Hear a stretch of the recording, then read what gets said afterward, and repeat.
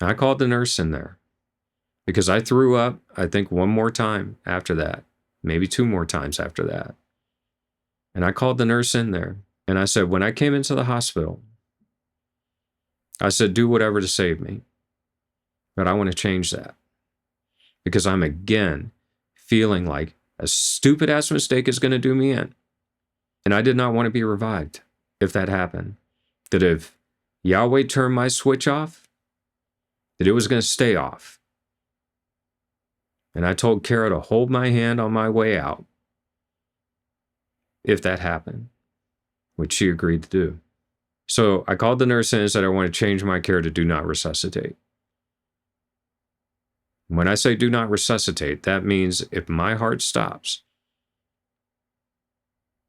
it is not to be restarted again.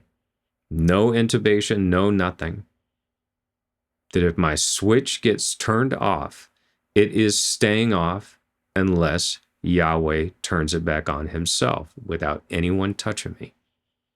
So he brings in whoever the hospitalist doctor is on duty. I can't remember the guy's name. Young guy. And they just want to make sure I'm completely aware of what I'm asking. And at this point, the reason I'm doing this is because I have a feeling that there's going to be a stupid ass mistake and I'm going to crash. And I tell them, no, I'm completely sound mind. Whatever I need to do to be sound mind, do it. It felt slightly weird for a second, but I knew I made the right decision. And they put it in, and I had that on my chart from that point forward. Now, a big thing that I skipped, I'm going back to now, is a kidney doctor. So remember on Friday, Dr. Boulder said he felt that I was in a reversible situation with my kidneys and that he did not think I would need dialysis. And my blood work on Saturday took a long time to get in.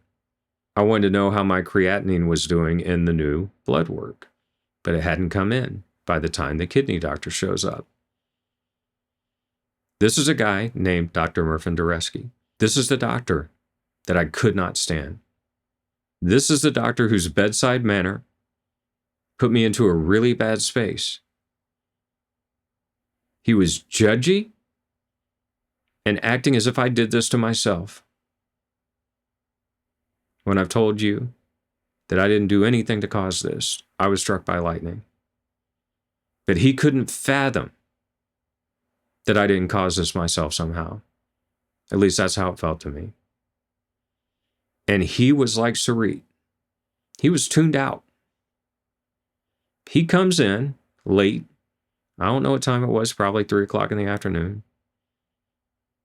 Because they still hadn't received the results and he just went around his rounds, whatever.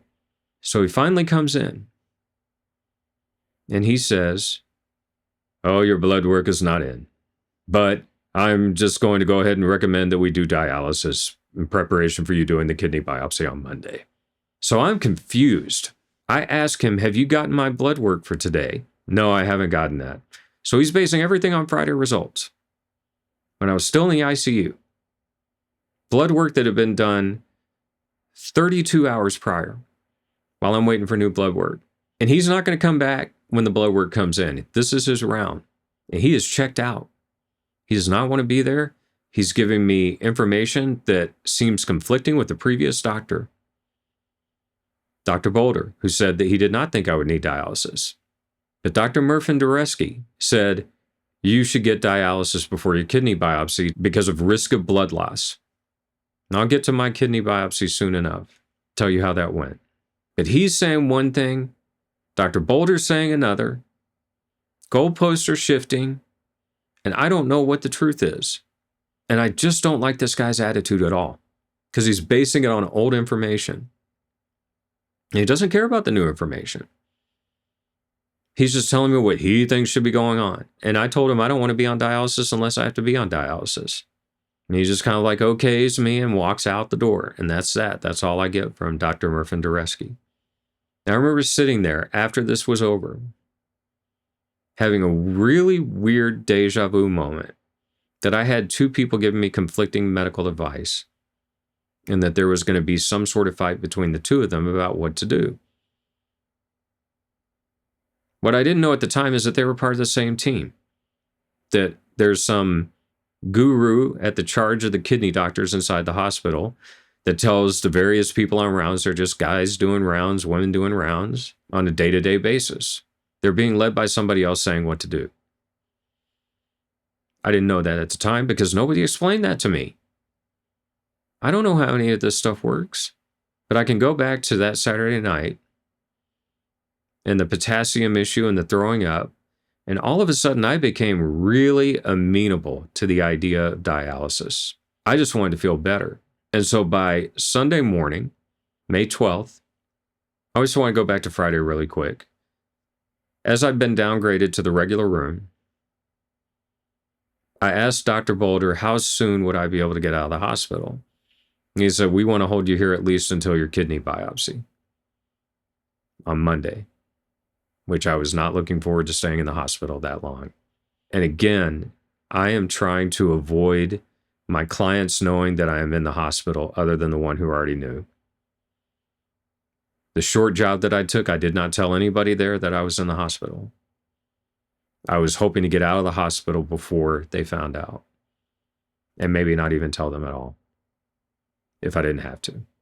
But what I keep hearing from people, especially Dr. Mervyn Dureski, was that I should stay in the hospital until my kidney biopsy results are in, which would take 72 hours.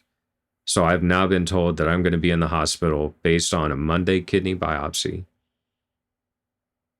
until at least Thursday of the following week, which was very, very hard to take because I just wanted to go home. But because of that Saturday night, I really was willing to get into dialysis.